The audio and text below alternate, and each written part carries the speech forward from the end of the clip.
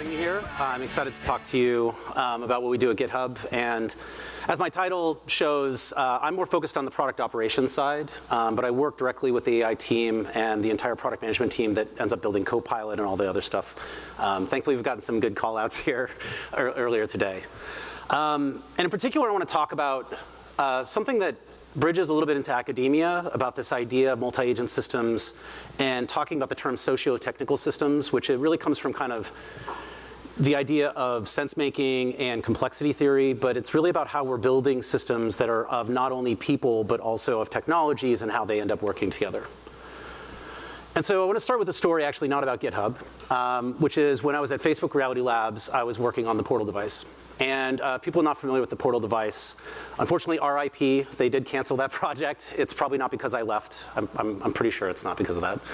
But this was like the best way that you could actually talk to family members. And it used the biggest device that you had, or biggest screen you had in your home, which was your TV, for that smaller device right there. But it could also be put around your household. And part of my role there was as a PM working on not only identity, like who's in front of the device, what do they need to be able to do, what can they or should they do, but also face and voice biometric recognition to be able to, say, personalize the device. And then finally, just voice assistant integration, and that included Alexa as well as the internal assistant that is now part of Ray-Ban glasses, things like that.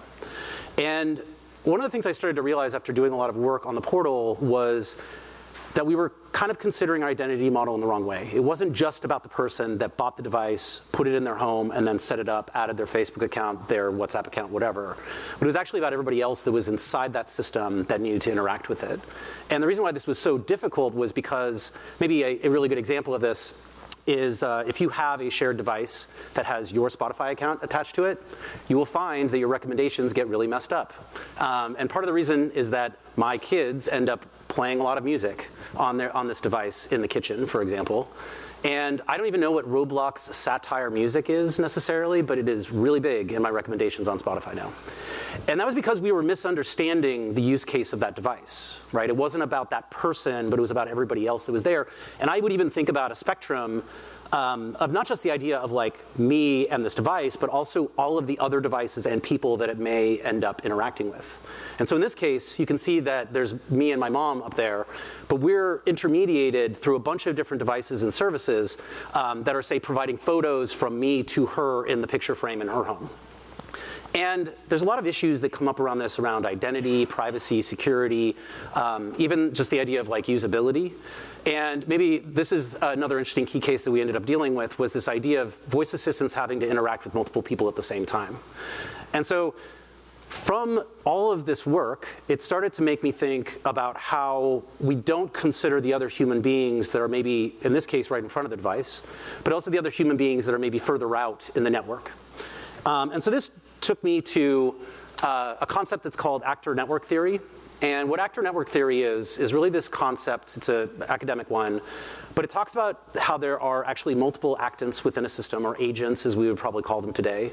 And they actually don't differentiate between either like technical devices versus actual human beings in this particular case. There are networks, right? And those networks end up having some type of symmetry of connection. And the thing that's important about symmetry is it's not just the fact that I will ask for something and I get information, but it's the fact that there's also some type of knowledge or understanding that is being created at all of these different actants inside the system. And then finally, we're actually doing an act of translation whenever we're sending information between those different actants. And so using this type of framework, I want to talk a little bit about kind of what GitHub is and where we're going, and kind of what are some of the problems we've had to struggle with when it comes to this fact that we are actually operating a multi-agent system, even as far back as when GitHub was actually started. And so probably the first thing that everybody's really familiar with is GitHub and having the idea of like a repo. And a repo is actually very much a multi-agent system.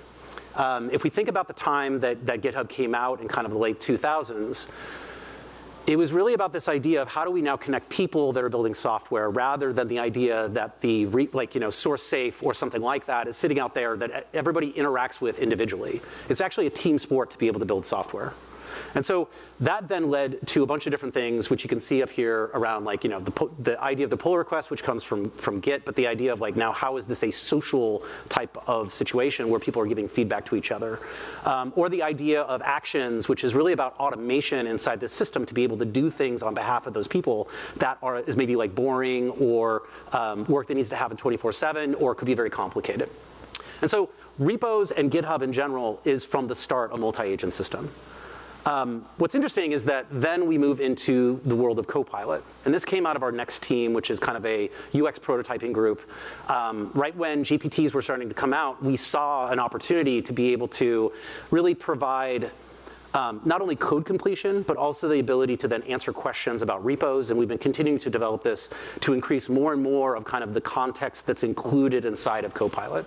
But this is probably, if we think of automations inside of actions as really just like a machine that is doing something, this is when we start to actually consider there's something else that acts more like a human being, responds more like a human being, and can do things more like a human being would, to further expand what we're talking about as far as a socio-technical system. Some of the problems that we've dealt with when it comes to implementing this type of thing is that because of the fact that these models are not necessarily always trained specifically for code, but they do well at it, the idea of like what are the actual appropriate things to talk about here, so off-topic filtering, that type of stuff, this type of problem has become harder and harder as we start to expand the possibility of what this Copilot can actually do. And that leads us to something that we're in beta right now for preview, which is called Workspace. And this is where we're thinking about the idea that you're not just trying to say get completion of this one line of code, or I'm trying to ask a question about a repo, but it's that I want to make a change and I'm going to create a plan, I'm going to refine that plan, we're going to then generate a bunch of code across a bunch of different parts of the repo, and then turning that into a PR. And so what's really exciting about this is that we're now starting to create an agent that is not just about Q&A, it's not just about like an autocorrect type of thing, but it's actually something that is helping in a pairwise, like a pair programmer, we use the rubber ducky as an example or an icon a lot of the time as trying to help you then build these things. And some of the issues that we end up dealing with this type of product is really the context window itself becomes really, really important. How do you understand which things to actually pull in to then ask the actual model to then look at and consider? How do we allow for people to refine a plan over time? Because usually that plan will not always, I mean, one of the problems, there's a great tweet where it was like, am I worried about LLMs? It's like, once the clients can be able to actually clearly articulate what they want, I think I'm safe until then. And so the problem is that we need this type of multiple agents, mostly human beings inside of teams, actually talking about stuff to be able to refine what is actually valuable. And I would talk about this as like tensions inside of teams. And part of the reason why I joined GitHub was actually because I'm from the product management community, the product ops community, is really more about the idea of how do we get entire teams to work better together. And so what are the tensions that this type of thing can start to offer when it comes to refining the plan that we're now putting together in some way. And then something that we just put into preview recently was extensions. And so this is where I think we're actually in what is really referred to as an agent, right? It's a system that can use LLMs to be able to do code generation, to be able to respond, but it also can then reach out to other services. It can use tools that are very specific. And right now, it's only about singular use of an extension in a discussion. But I think when it comes to this, we have to start to now understand how do actual enterprise companies end up not only building software, but what is safe for them to use as far as extensions. And how do we allow these agents, which, by the way, the extension is essentially a GitHub app plus the ability to, plus an agent, which then has the access to external sources or tools. And so there's a lot of problems we're dealing with here that I think are very interesting. And that maybe relates to the next topic that I wanted to talk about, which is really this idea of like responsible AI. And so my other role at GitHub is as the lead responsible AI champ. And so what I end up doing for the team is trying to help navigate a lot of the compliance and regulatory issues that not only Microsoft but GitHub has in using generative AI. But also, how do we start to create an environment by which we're actually making the right trade-offs between responsible AI and something like how do we build products quickly and experiment with them in some way. And I would argue that there's one part of this problem which is more about like people systems. It's more about how do we actually talk as a group of people.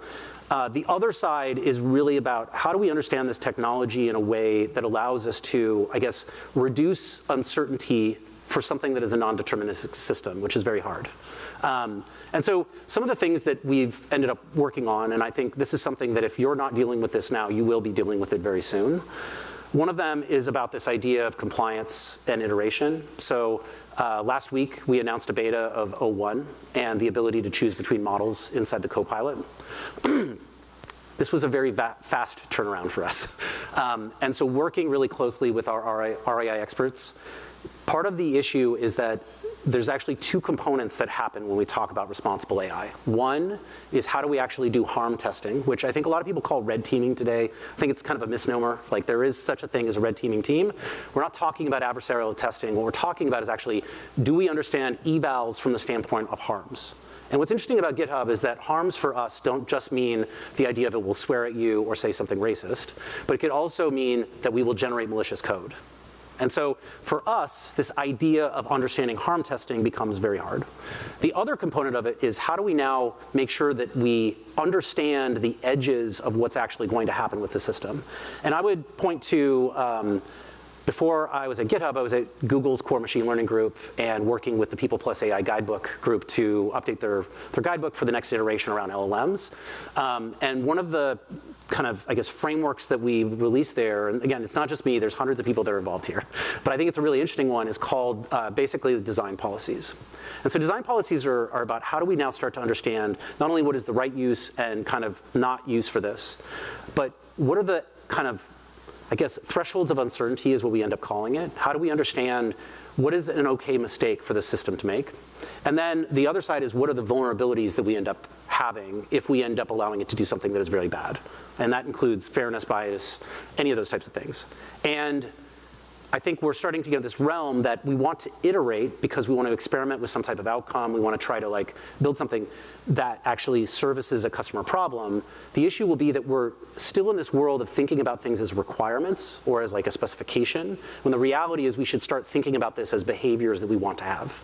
And so those behaviors that we want to have end up turning into guardrails. And that's where we then have things like off-topic filtering, et cetera. I do think that so far, I think a lot of people that do red teaming or harm evaluation, as I like to call it, do it in a very, I would say, rudimentary way. And it's probably very manual.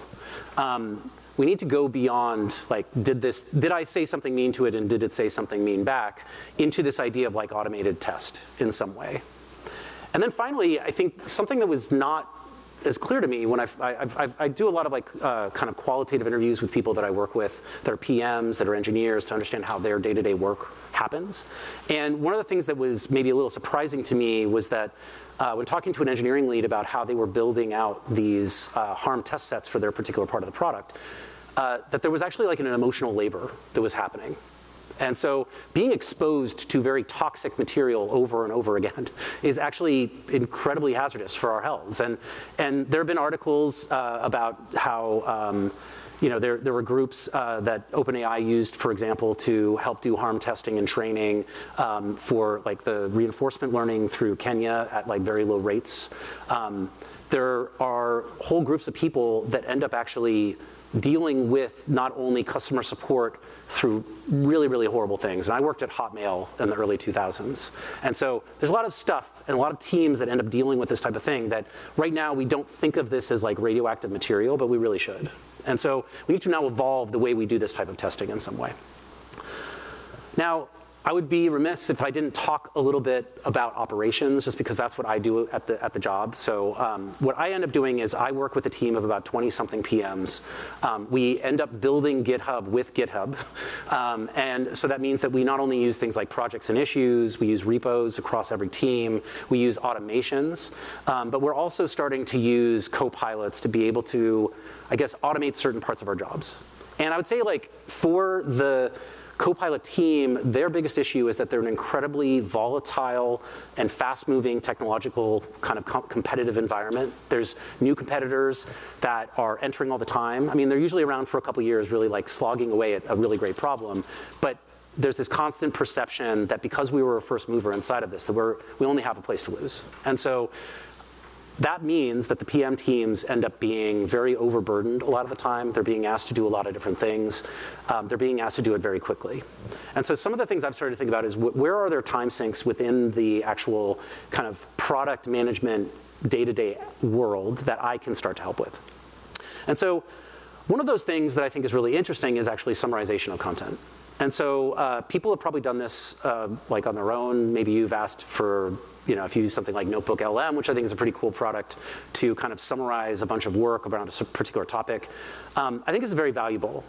The issue will be that I'm not always sure that we understand what summarization is really meant to do for these organizations, and I'll talk about that in a second. I've started to use operations. So one of the things that we don't always know is like, how will this meeting go? How will this decision work? What are the worst things that could happen?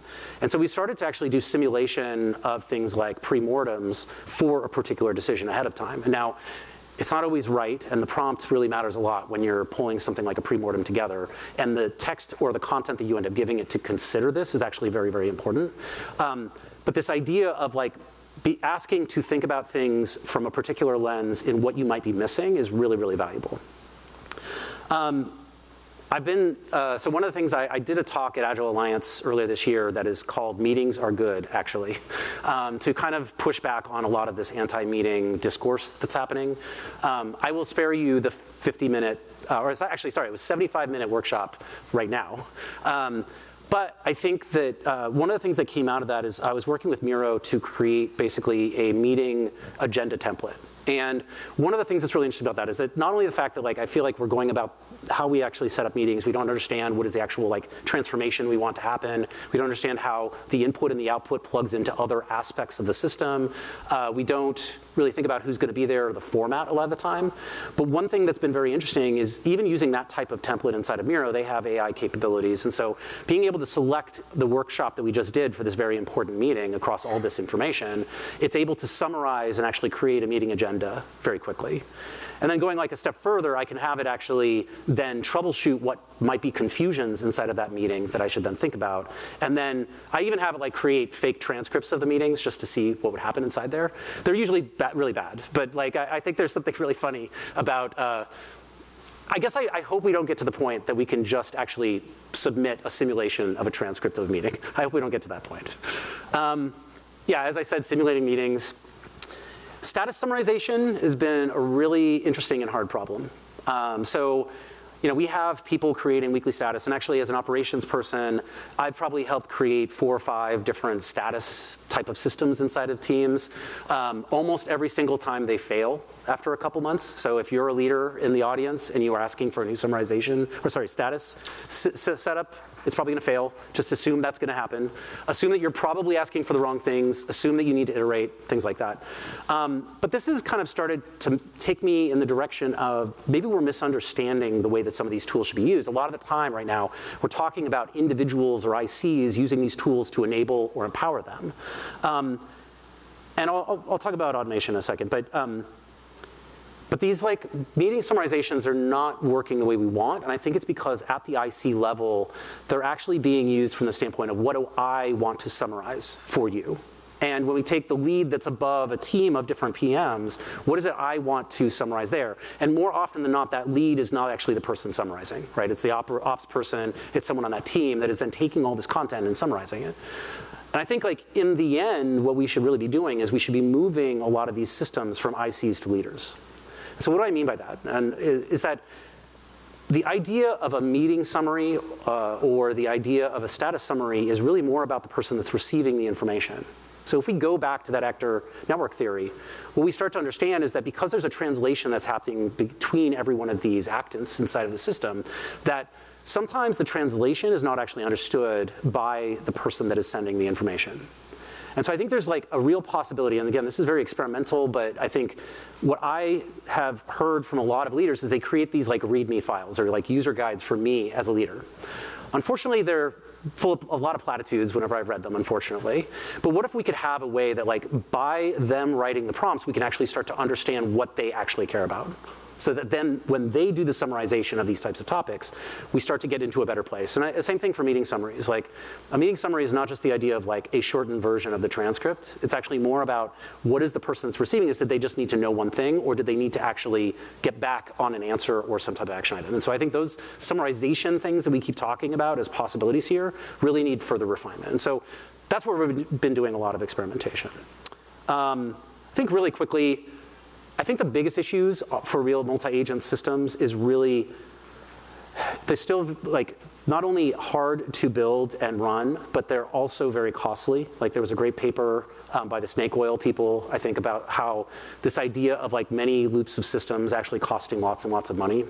I think this idea of how are we basically setting the right expectations, not only with ICs, but also with leaders about how we end up doing this. I think responsible AI is still a huge topic that we just are not ready to deal with yet. GitHub is trying a lot of things right now to make sure that we're in adherence to those things, but I would argue that probably a lot of people that are out there building things for the first time, they're not doing this. And then finally, like, I think when we ask about like multi-agent systems, I still wonder what does it mean to have alignment? Like agents or agency, agentic systems are really there to try to push the edges of what these things can do. And if that's the case, then maybe alignment is not possible with something that is truly agentive. So that's a whole nother talk. But thank you, and I look forward to meeting you all later.